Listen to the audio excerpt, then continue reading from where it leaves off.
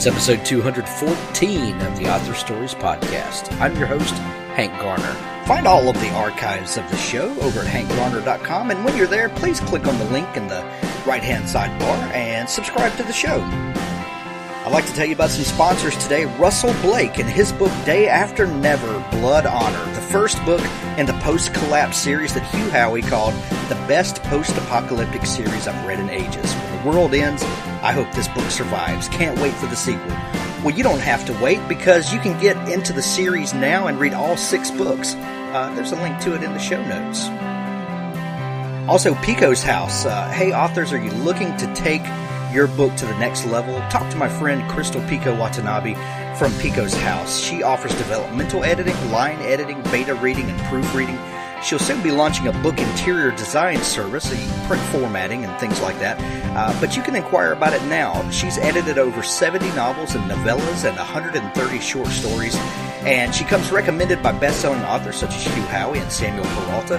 Most of her experiences with science fiction, speculative fiction, and middle-grade fantasy, but she enjoys all genres and will do you an awesome job. She offers a complimentary 2-page sample edit and complimentary track changes review after the edit. PicosHouse.com, and let her know you heard about it on Author Stories. Also, Dominion Rising is finally here. 23 all-new, never-before-released epic novels of fantasy and sci-fi, all for only 99 cents. This set is the talk of the industry right now, so grab your copy before you're left behind. Dominion Rising. There's a link to it in the show notes. Galactic Satori Chronicles, written by Nick Breaker and Paul E. Hicks. This raucous sci-fi adventure introduces Asher, a young man whose world is turned upside down when he discovers that his fiance's death has been directly caused by an imminent alien invasion. He and his friends channeled his anger and grief into the ultimate weapon against alien technology. Human emotions were the one thing the Kron didn't account for when they started their attack on Earth. Book 1 Earth and Book 2 Kron are now available. Galactic Satori Chronicles. My friend Stefan Boltz has a new book called Six String. Jennifer Dalton dreamed of being a singer for as long as she could remember. The dream has kept her alive throughout a childhood mixed in poverty and a broken and abusive home. When her younger brother dies and her mother takes refuge in alcohol, the emotional toil becomes unbearable. One morning she runs away, taking with her the one thing she owns, her beloved 6-string guitar. This is the story of a girl finding herself alone in the good and the bad, the friends she makes, and a choice that can rob her of everything she's won. 6-String by Stefan Boltz. Also, Series 2525. In Series 2525, you fly along on the sci-fi action adventure of Ceres Tari, a 25-year-old playboy superstar of the Zero Gravity League.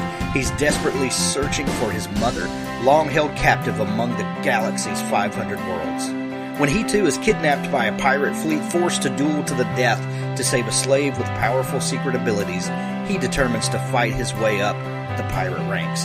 Can Ceres kill his father to rescue his mother? Who will save his soul from himself? Fun science fiction with heart. Series 2525 is the must-read book of the summer. Don't miss out. There's a link to it in the show notes. Also, my good friend R.A. McCandless, his book Tears of Heaven, The Flames of Perdition, Book 1.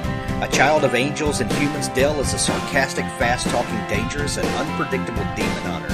She and her partner, Marin, take their orders directly from an angel. They obey, or they'll be destroyed. It's not the job Dell wants, but it's the job she has. Normally, banishing a rogue demon back to hell wouldn't be a problem. Dell and Marin have a few centuries of experience. It's all part of the job description. But when the angel orders them to take down 3 demons at once, the job goes from bad to worse. The demons with supernatural powers and their own agenda have kidnapped children for their own nefarious ends. With angels breathing down her neck, children to save, and demons gunning for her blood, Dell is running out of time. That's exactly where she wants to be.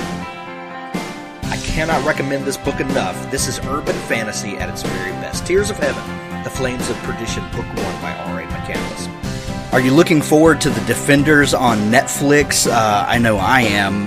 My friend Ed Gosney at edgosney.com runs one of the best comics websites around, and his blog is called Cool Comics in My Collection, and it's a little different than some of the other sites out there because Ed focuses on comics in his collection, bringing you some really cool information about it, and also talking about comics that may have slipped away, and really talking about collecting from the view of someone who loves comics. And it's always topical, and that's why I asked you about the Defenders, because this week Ed talked about some of the best comics to get into if you're looking forward to the Netflix show Defenders. So go over to edgosney.com, learn something, and get plugged into collecting comics.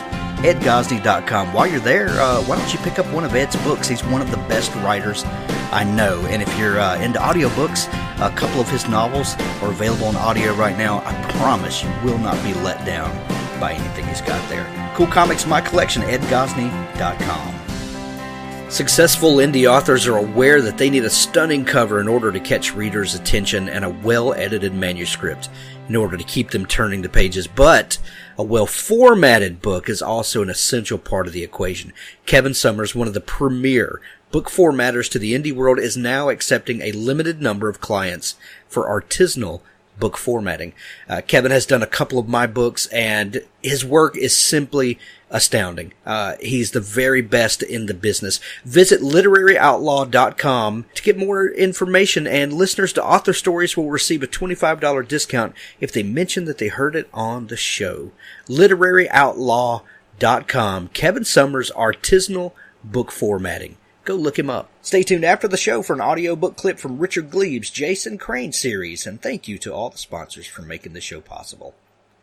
Now on to our show. Well, thanks for joining me again for the Author Stories podcast, where I bring you the story behind the stories and the storytellers. Today, I'm really excited to have Stephen Aryan on the show with me today. Stephen is the author of a fantastic trilogy that begins with a book called Battlemage, and it is some of the best fantasy I have read in quite a while. It's published by Orbit, who is doing some of the best stuff in the fantasy space right now. And Stephen and I bumped into each other online a while back and had a good laugh about a little exchange we had with another person on Reddit. And anyway, I'm super happy to have met Stephen, and I was already a fan of his work, and was really glad when he agreed to come on the show. So welcome to the show, Stephen. Thanks, Hank. It's good to be here. Thank you. You have listened to the show before, so you know that I begin each show with the same question. And that question is, what is your first memory of wanting to be a writer or a storyteller? So, I've thought about this, given that I knew I was coming on. So, I think I was probably about 8 years old, and we had a creative writing class or something in English. We had to write a story. And the teacher, this is going back 30 years now for me. The teacher, Mr. Henderson, don't know if he's still alive anymore, but let's assume he is, gave us a list of lines, just random lines, and from them you had to generate a story and just write something. And they're really strange, and some were sort of science fiction-y and some were really bizarre. I took the line that he gave me, and I already had a story that I'd been working out in my head. I crowbarred his line into the story, and then I carried on writing the story that I wanted. And that was the first I remember, because the feedback I got was, yeah, it's a good story, but it didn't really follow what you were told to do. And I was like, now I'm kind of annoyed that he marked me down, not for the creativity of the story that I'd done, but for not writing it as what he'd wanted, as if he was my editor or something. So right. That was the first time I can remember it, yeah. Well, sir, my story was better. That's why I wrote it. He liked it, and he said there's some good details and things in there, but I don't think I got a great mark for it, just an okay mark. I love hearing those moments of awakening where the writer first discovers, oh, there's a bit of magic left in the world, and I think I just tapped into it a little bit. How did you carry forth from there? Once that bug is placed, it kind of bothers you until you keep doing something with it. Did you keep creating stories from there?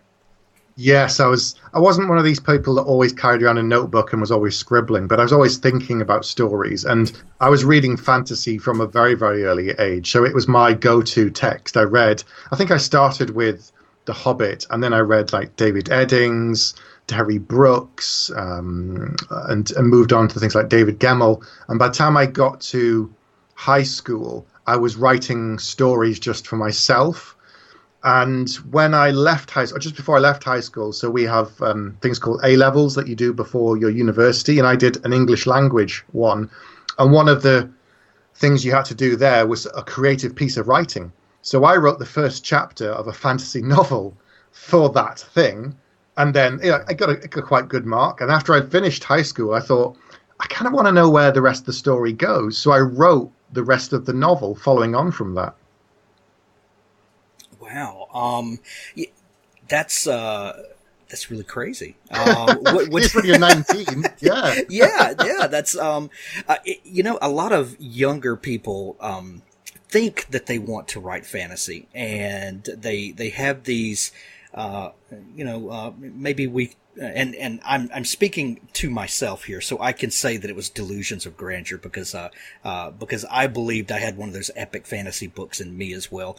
But a lot of people run out of steam, either that it becomes really hard, or maybe they didn't have the story that they thought they had, or, maybe a couple chapters in, it just becomes terribly derivative and you realize you're just regurgitating, Tolkien and Brooks and, all of those guys all over again. But you have created some really unique fantasy, and I don't want to jump ahead of myself just yet, but at the time when you were taking your A-levels and you decided to write that, did you feel like that you had a unique story and that you really could do something with the genre that people would see as new and unique? I think I was pretty deluded as well. To be honest, I didn't think I was doing anything new. I just thought, I've got a really great story. I think I want to continue writing it. I was so deluded that, in fact, I wrote the sequel, convinced that a publisher would love the first one so much they'd want to buy the whole trilogy. So I went on and wrote that second book. That's how deluded I was. But I'd read a lot of stuff by that point. By the time I was sort of 19, 20, I'd been reading, for 10 years or so. And I'd picked up the odd book previously, started reading it, and even at that age, I thought, this is terrible. This is like really bad. I could do so much better than that. And that wasn't the only impetus that made me go out and do writing my own stuff, but it was there in the back of my head that surely I can do better than this. There's a lot of that. It's really. It's really crazy sometimes to think the amount of writers who have had that same idea, that you read something that's not up to par and think, oh, I can do better than this. And then you go and do it. But then you think back at the subpar stuff that gets out there, and you just kind of wonder what's happening to publishing at the time. I think it's harder and harder now because there's so many good quality books out. But we've hit some dry spells there, I think. Yeah, I think also a lot of it was arrogance of youth. I was convinced I could do better. Well, there's that too. Yeah. There's that too. If I go back and look, which I haven't dared to do yet, they're probably going to be horrific. I think the themes that I was exploring are things that I've revisited since, but the actual story and the execution is completely different. So I grew up reading a lot of David Gemmell from the age of about 12, and I read, everything he's ever published.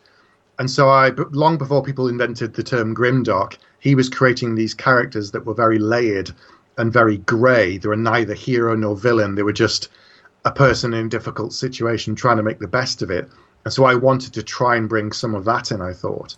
And whether I was successful or not in those early books, I think they're just going to stay in the trunk for now. It's where they belong. Well, that's kind of a badge of honor, having those trunk novels that you can, look back on. Oh, yeah. Before we get into talking about themes and how these things resurface in your work, what did you decide to do at university? Did you have a plan that you were working to become an author, or did you pursue something completely different first?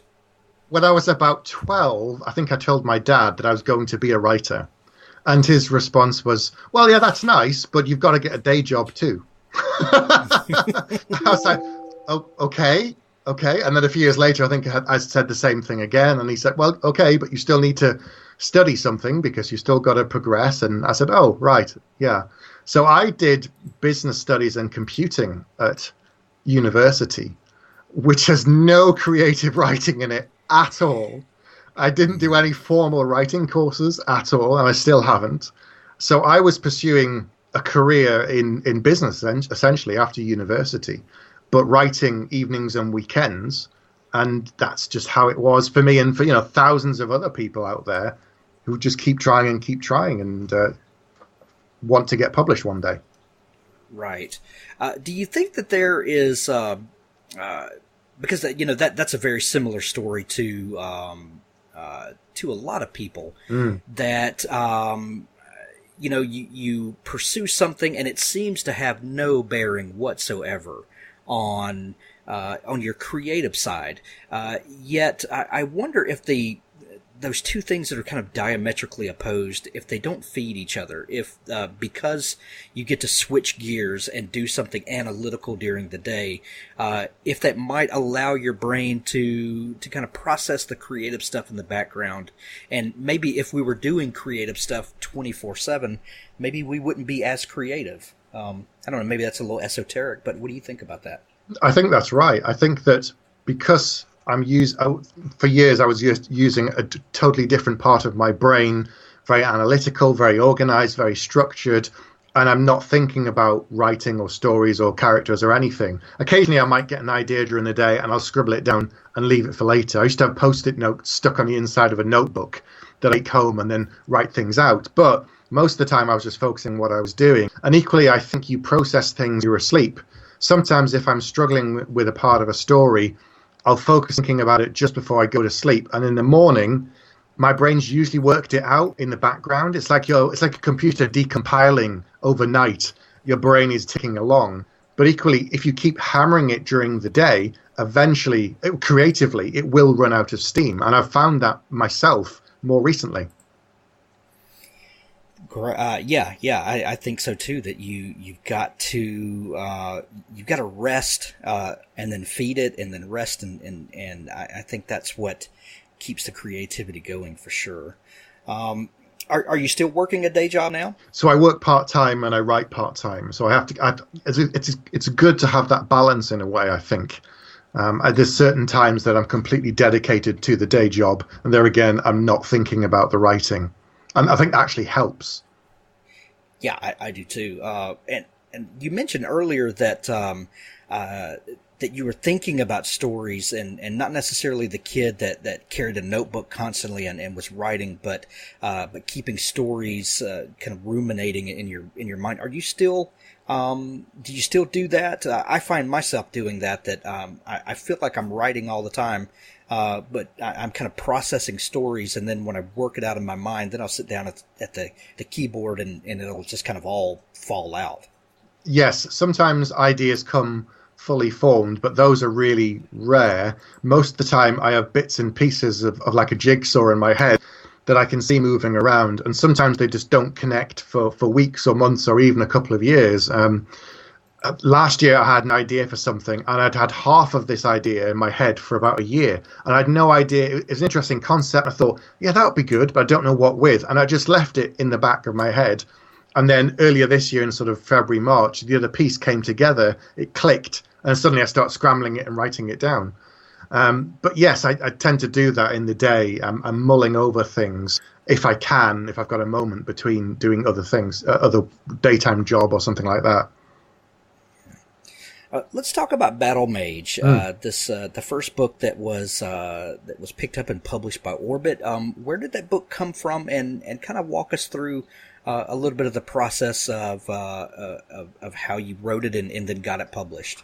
So Battlemage was my 8th or 9th complete novel, I think, over a period of 12, 13 or 15 years or something like that. I can't actually. I'd have to go back and check, but it's quite a long time. I came to Battlemage after the previous book. I'd written it, sent it out, got rejected, sent out to more agents, got rejected. And then I thought, okay, I want to write a fantasy book with all of the things that I love that at the time when I was writing it, I wasn't seeing within the books that I was reading.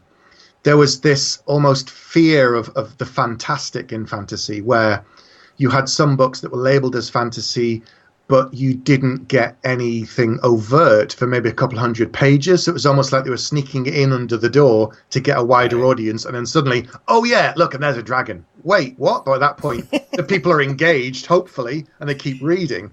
But I thought, well, yeah, I go back to reading the Dragonlance books, and look, there's a dwarf, and there's a dragon, and there's a half elf, and there's a wizard with weird eyes like a cat. And I thought, okay, I want some of that front and center, page 1. So yeah, literally page 1. Yeah, you dropped right in. Yeah. The title tells you everything you need to know. That's right. There's a giant war. There's wizards. There's non-human races of my own inventions crawling around. There's magic. There's interesting concepts and things I'm exploring. I thought, yeah, okay, all the stuff that I want to see that I'm not getting in the books that I'm currently reading, that's what I'm going to focus on. Explore there again, adding in themes that I really like and certain character tropes and things, but twisting them. So it came as a kind of a melting pot of stuff that I just really wanted to see and wasn't getting. Gotcha. And so you just decided to write the book that you wanted to read. Yeah. And so how long did it take you to write that particular book? I think that one was 3 years. The ones after that were obviously a lot quicker when I started getting on deadline. But I think it helped in a way. It's funny how that works. Yeah, it is. I think it helped in a way because I had time to mull it over and put it down for a couple of months and then pick it back up and look at it again, or get a friend to read it and give me their feedback, or talk to some other pros at events and ask their opinion about certain elements of fantasy or the publishing.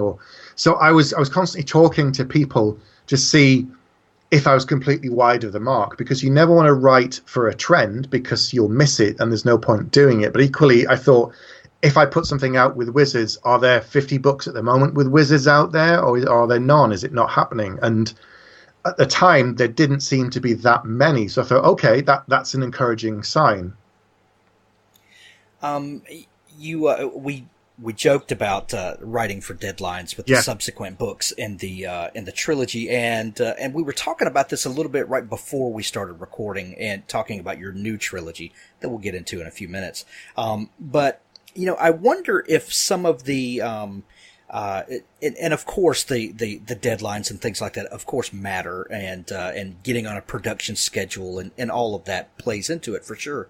But when you're writing that first book, you're doing all of the world building. You're having to think through all of the decisions and all of the consequences of those decisions for your magic system, for your political system, the religious system, just society in general in this new world that you're creating. And then when you're writing books 2 and 3 of a trilogy, all of those things are already settled and established, and you don't have to go back and worry over those decisions again. So I would think that would, of course, make the subsequent books go faster. Absolutely, because all of the heavy lifting is done. If it's in a trilogy, so my first trilogy, their books are connected. They're relatively standalone, but they also build very nicely. But even so, when I got to that second novel, I thought, okay, I don't need to introduce who certain characters are, or how the world works, or how the magic system works, or talk about different countries in too much detail, because otherwise I'm just repeating what I've said in book 1. So it really does help that you've created all of this giant sort of world Bible that you can then pull on. But of course, the difference between research and world building, you've got to find that balance, because if you put 20 pages in about the currency system, as fascinating as I might find it, I think most of my readers would be asleep. So there's that thing of how much you've got to trickle information in, but equally I want the pace to keep moving forward, but I want to introduce concepts in a way that are interesting and entertaining. So my books are relatively lean, and I was always conscious of, am I just padding here? Am I just waffling on about stuff that they don't really need to know? Is it important? So yeah, the second book was faster because I had built a lot of stuff, but equally I was very conscious of just not repeating myself over and over again. Sure. You mentioned that you wanted to write a book that had magic and all of the fantastical elements right out of the gate. There have been trends and there seem to be cycles that come and go in fantasy, especially where we tend to get away from the things that make us, as fantasy fans, what we are. And you can even look to some things that are wildly popular, like a Song of Ice and Fire. That first book hardly has any magic or any, anything that would tell you it's a fantasy book other than, maybe an alternate, history, kind of book. But I love that people like you are kind of planting the flag and saying, I'm going to stand up for what makes fantasy fantasy. Why do you think it is that we, kind of go through these cycles where we put our dragons away and our wizards away? Is that something does that say something about us, or is it just kind of trends like everything else? I think it's trends, but equally for the longest time, if you said you read fantasy or wrote fantasy, it was almost like you had some kind of disease or something. There was a level of embarrassment. I mean, now people will proudly talk about how they watch a Game of Thrones and have read the books and have seen all the Lord of the Rings. I think the breaking point in the kind of popular pop culture fantasy becoming acceptable was the Lord of the Rings Peter Jackson movies. It kind of changed things. We've had TV shows before that, yes, absolutely, and films, true, but that was the first time it was so big. It was, it was Star Wars big. It was every Christmas you're getting a film, it's fantasy, everybody goes to see it, everybody's talking about it.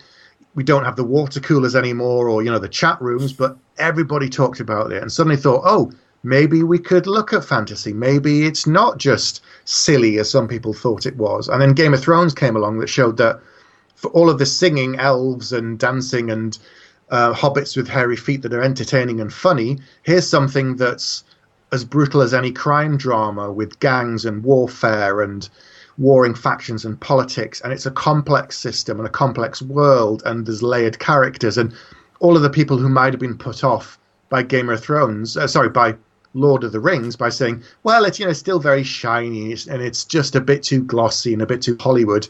Suddenly you have Game of Thrones that really cuts to the quick, that is pretty nasty in places that you turn away from the screen, or when you're reading it in the book, it's just, oh, that's grotesque, and you sort of skip on a bit. So I think that's when it started to change. Other people had been doing fantasy that was more overt. Myself and many other people were starting to do it, but the Song of Ice and Fire books, they started a long time ago. A long time ago. I mean, is it 20 years since the first one came out? Yeah, at least. Yeah. But he was writing them at a slower pace because obviously he was working in TV. And I remember his name coming up. And then when the books came out, I thought, wait, isn't that the guy from Beauty and the Beast? Right, exactly. And it's him. So exactly. What we also got around the same time that we got Lord of the Rings was Harry Potter. And you talk about bringing magic and even though it's well, I don't know if you can call it urban fantasy, or it's I don't know how you exactly classify it, juvenile fantasy or whatever. But that I think that brought a lot of people into the fantasy fold, or at least was a bridge and a gateway. If you like a little magic over here, you'll really like this magic over here. Absolutely, yeah. It's that thing of it also helped people who may have been reluctant on the other two things we talked about, because it was completely set in our world. You have the muggles, who's the everyday people, and then you've got the wizards, who are the cool ones that everybody wants to be. Harry Potter and Hermione, everybody else. So there's that thing of, if you're a kid and you're reading books for the first time, you're looking up to Harry and Hermione, you want to be one of those. If you're an adult, you can read it and enjoy the characters, but equally, you've got one foot in the real world, because there's a ministry of magic and there's a guy paying the rent and he lives with his uncle and all this sort of mundane stuff, as it were, mixed in with the magic that was quite a good bridge that may have then led people to go on, as you say, to read maybe more urban fantasy or maybe go back to, pure epic fantasy. I don't know. Well, and what's interesting is that generation of kids that began with Harry Potter. My oldest son, I'm trying to remember when the Philosopher's Stone first came out, but I want to say he was maybe 3 or 4 when that book first came out and really kind of became this cultural juggernaut. I think he was around first grade maybe when it really just blew up. And he's 22 now, 22 tomorrow. Wow. So you have a generation of people that are young adults now, and their literature has been filled with fantastical things, and now they're maturing and looking to expand those horizons. And the next logical thing is to move over into epic fantasy and kind of continue that. So I think we're at a fantastic time now for this golden age resurgence of fantasy and great fantasy that's out there. There's so much stuff now. It's difficult to keep up with books and TV and film and everything online, and it's just when I was growing up, there was not a lot in terms of digital content and TV and film, and books were it. This is why I read so much more probably when I was younger. But now there's so many different mediums. It's difficult. Oh, that brings up a great point. That there was an argument about, well, maybe not a discussion about authors competing with other authors, and I think it was Hugh Howey that made the point that we really aren't competing with each other these days. What we're competing with is Netflix and YouTube and Facebook for people's reading time, and that as media changes, there's challenges for authors abound. But back to Battlemage. How did you get picked up by Orbit? So I did my homework really carefully. This book I felt was different, maybe because I loved it more than some of the others, maybe because it contained all the stuff that I really wanted to see. So I researched my agents really, really carefully. I went to events and heard people speak. I followed the stuff they did online. I approached one agent. She read the first 3 chapters off the slush pile. She got thousands every year, and she read it, enjoyed it, and said, "Ask, send me the full manuscript," which I did.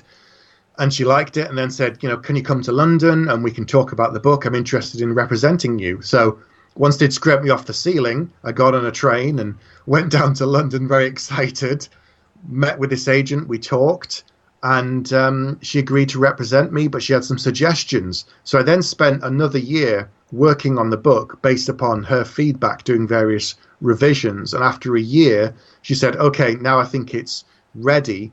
And she'd obviously, during this year of me editing the book, she'd been telling the editors at various publishers, "I've got these people coming up, and Stephen's got this book. I think you might be quite interested." So then she sent it out to a few of the publishers that she knew, and Orbit came back and made an offer for the trilogy. So that it sounds like it happened really quickly, but it really wasn't. It was a long time coming, that moment.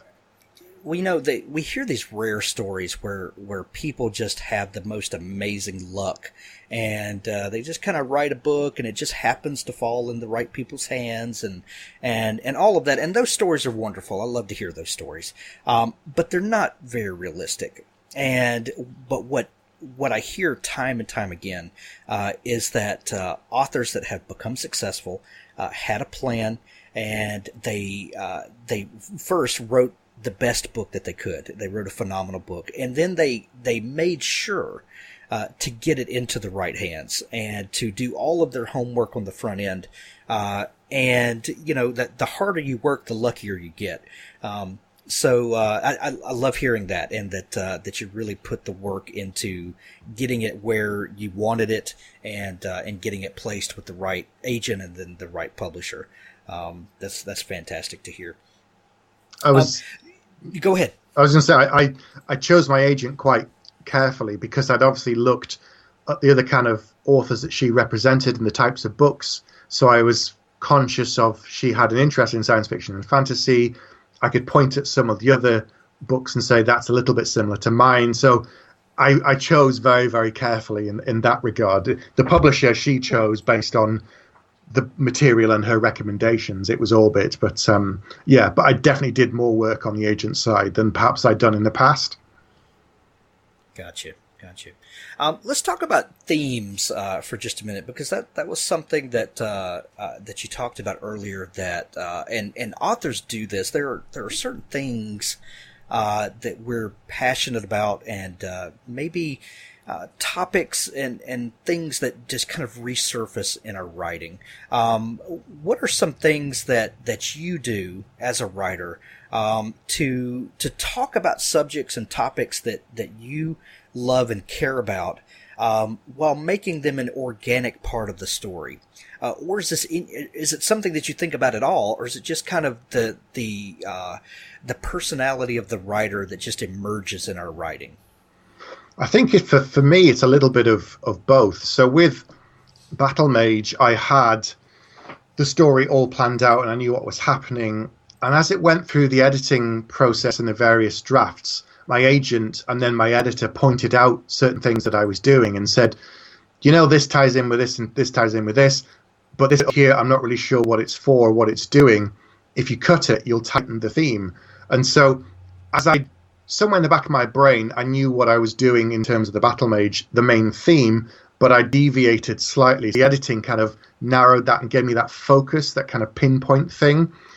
And I wanted to write about power and the abuses of power. So even though the first book is all about a war with wizards and action, all the rest of it, and politics, I wanted to talk about power, those who want it, those who don't want it but end up having it. If you get it, what do you do with it? Does power corrupt? Yeah, absolute power, does it corrupt? How would people view somebody who was really nearly omnipotent or so terrifying that they can break the sky that them with their magic? And so all these themes were running around in my head. And there were some other things off at the side as well that got cut. And that was definitely there for the first book. For later books, I think some of it came more organically. I had the story and less so the theme, and that came in during the process. Well, that's one of the things that fiction in general does, but fantasy really in particular. We can highlight issues like you said. If you tell someone power corrupts and absolute power corrupts absolutely, that you may kind of receive that on some intellectual level, but in a fantasy story, you can actually build a world where this plays out in front of them, and they can see all of the consequences and all of the kind of over the top ways that this scenario plays out. And I think we learn more about ourselves and our real world by seeing the way things play out in this make-believe world. That's one thing I love about fantasy. Do you agree with that? And do you think that it's our duty as writers to kind of think about things in the world and let those things play out like that? I think fantasy is a mirror most often for our world. You can tell a fantastical story that underneath it's saying something. So I've got a friend of mine who asked me what Battlemage was about, and I started telling him the story, and he said, okay, but what is it actually about? And that's completely different to what the story is. And that's something that's stuck with me for a long time. And I carry that in the back of my head whenever I go to write something new. Because people can look at a fantasy book and they can just see all of the fantastical side, they don't see the real world necessarily. Despite the people have all got 2 arms, 2 legs, and a head, there's this block for some people that they just don't see the other stuff that you're talking about, and maybe they just read the story on the surface and they enjoy it, and that's fine, and that's it. They enjoy a great experience, wonderful. But then there's the other people who start looking deeper and saying, well, this looks a bit like this, and the way they're treating these people, that parallels with this group of people in modern society and how they're being treated, and how would I feel if I was one of these people? So in my book, magic is something that's kind of frowned upon, and yet something that is quite important and necessary, and yet they're scared of these people because of what they can do. And that mirrors so many different things in our world. And I wasn't going in thinking, I'm going to talk about, racism or religion, and I'm going to put it into this book and channel it in. It's just something that somewhere in the back of my brain is there, and you can read the book in certain ways and beyond the surface, and that's what you'll find. Yeah. And that's why you get different readers that come across and say, wow, this book meant this to me. And sometimes the writer's like, well, I didn't intend that at all. I'm glad you got that, but wow, that's nothing that I intended. But that's this strange symbiosis that we have between writer and reader that together we create something that's completely new and different, and we didn't even intend to.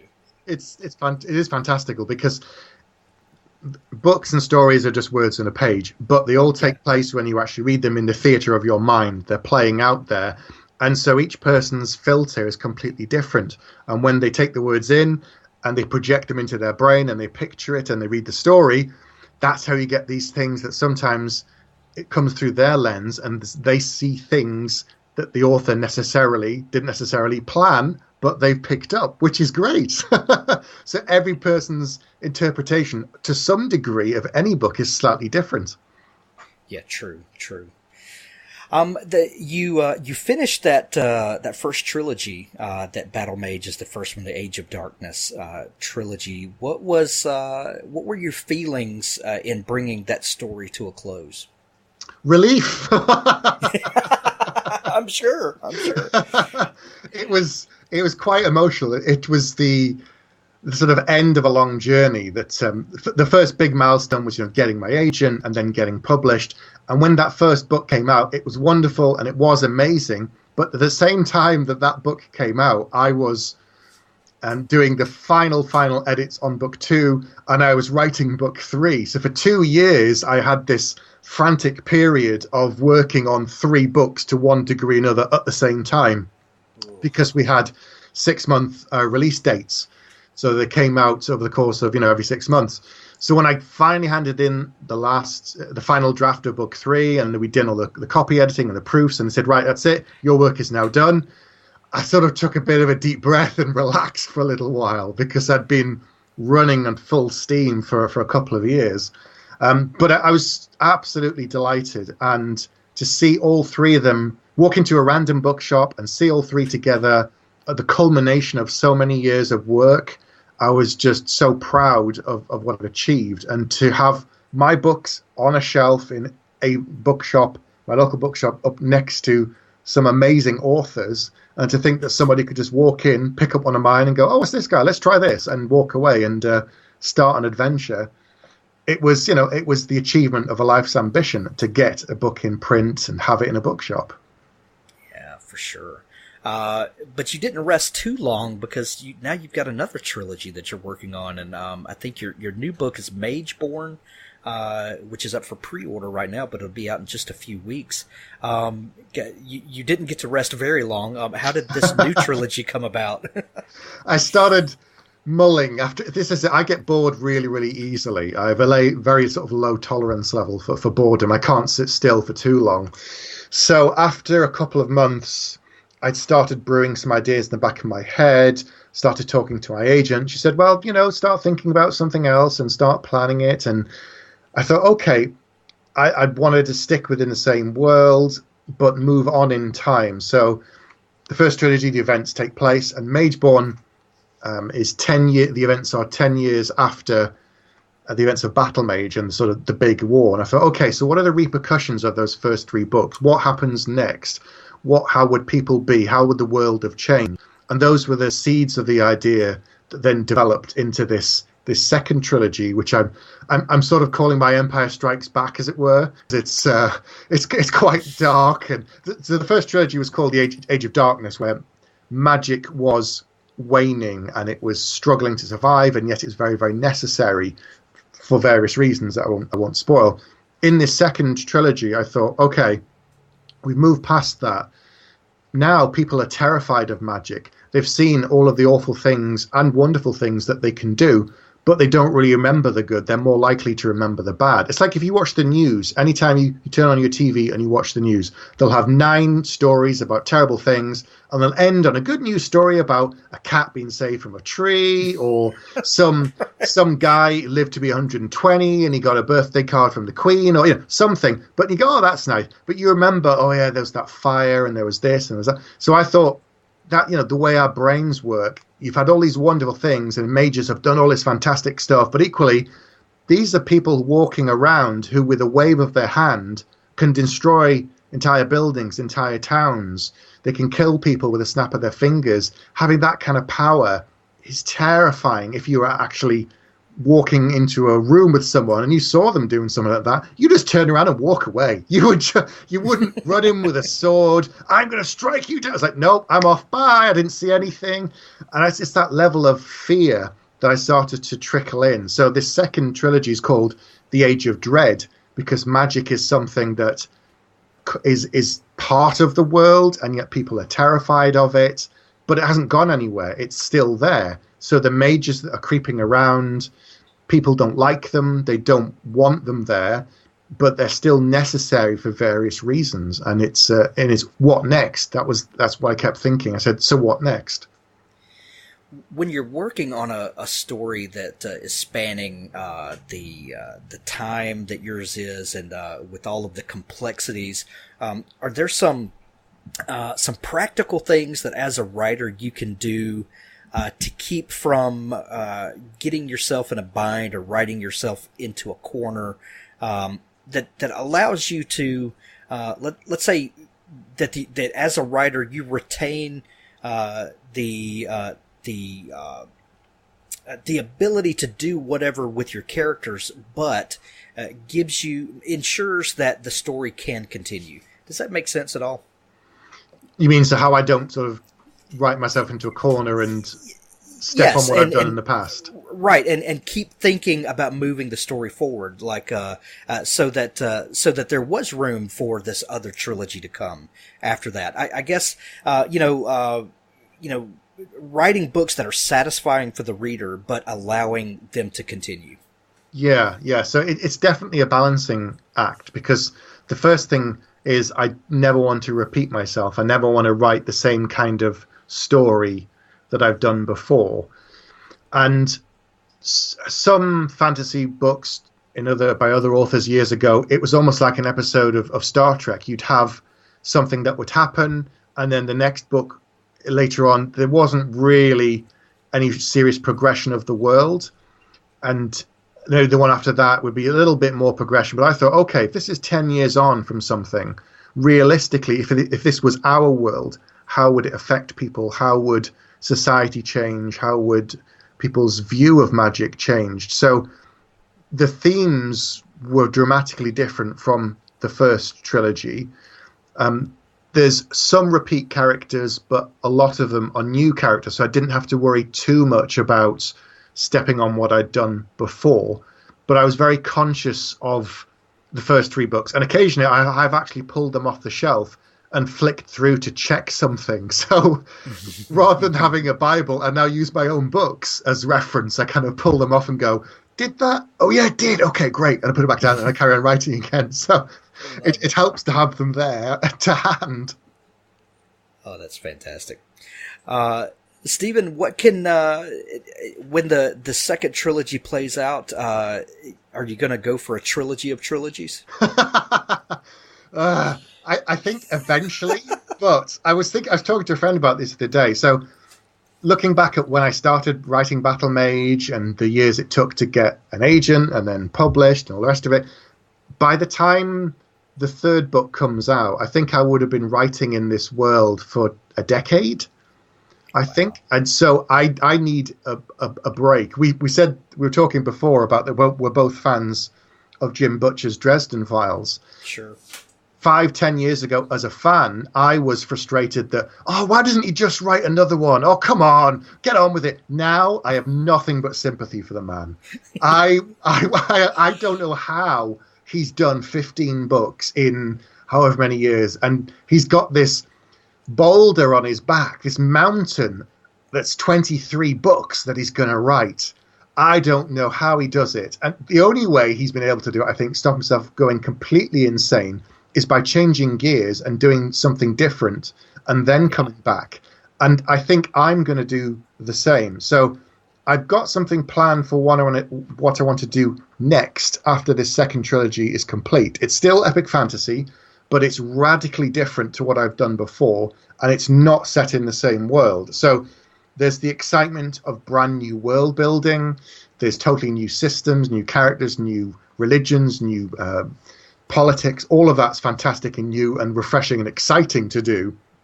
But equally, I sort of think 3 or 4 years on from there, I might think, oh, well, what happened next? And what happened to those guys? And so I'll never say never. I think I probably will come back to this world at some point, but not just yet. I need a break from it. I don't know about the readers. Hopefully they'll be gagging for more. Well, as a fan, I'm just happy to hear that you're gonna that you have plans to do other things and to keep bringing these fantastical things to me, because I'm who you're writing for. So I'm happy to hear that. Stephen, thank you so much for taking time to come on the show today. Where can people find you if they want to connect with your work? We've got the new book that's on pre-order that's coming up, Mageborn. I'm going to put a link to that in the show notes. But maybe people want to connect with you, read more about you, and follow you long term. Where can they find you online? Yeah, so my website is just Stephen-Aryan.com. I'm on Facebook. I'm on Twitter @SteveAryan. I'm on Reddit, mostly hanging out on the Reddit Fantasy, talking to you, Hank, and other people. And I think that's it. Excellent. Thank you so much for coming on the show. Thanks a lot, Hank. It's been a pleasure.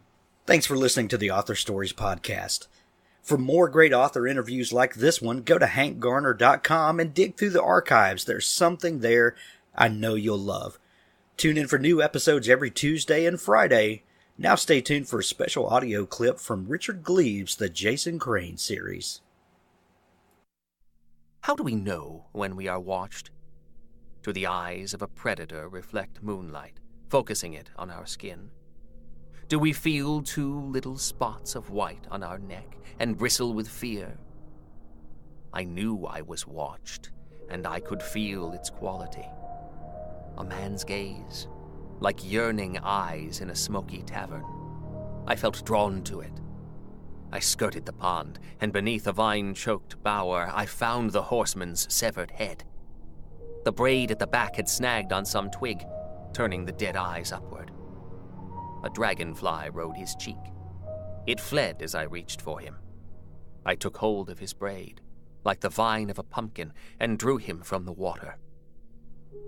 We sat together on a mossy log, he and I. Oh, I felt such joy to look upon his face again. I wiped the mud from his lips and nostrils, preparing him to be buried. The Domine could not watch the graveyard always, I decided. I would wait for night to fall, steal a shovel, and do the work myself. A trio of colonial soldiers were raising a redoubt nearby. Thomas the gravedigger brought them his own long-handled shovels. He stood and watched the soldiers work with professional interest, as dirt was his trade. Autumn leaves snagged in his hair, but he was too busy tale-telling to notice. The morning's dark business had quite bewitched his imagination. But the big one was a Hessian. One of them horsemen. Head lopped off by a cannonball. He'll be a-haunting this place now, he will. With a hip-hip and a clippity-clop. I'll be seeing headless spooks in my burying ground. Just you wait. And if he can't find his own head, he'll be wanting one of ours. Lord love us. He shivered, hands in pockets. The soldiers laughed at him, but the boy was serious. Our legend had begun to spin itself already, from the lips of our tow-headed gravedigger. Fact and fiction going their separate ways, severed as they often are. I listened with fascination. I had always loved a ghost story, and I'd never witnessed the birth of one before. Ghost stories are a form of history. If we say, 3 men died building that church and they forever haunt it, we keep those souls alive in death. Ghost stories are the past bleeding into the present, demanding acknowledgement of those unseen presences all around us, in our street names and genealogies and on our crumbling headstones. The tragedy of Old Willow, the fall of the horseman, the fate of you or I, these tales are forgotten by academic historians, who chronicle only great men. But our small lives are remembered, so long as our ghost stories are told. That is why we must tell them and retell them, and keep them kindled in the hearts of our children.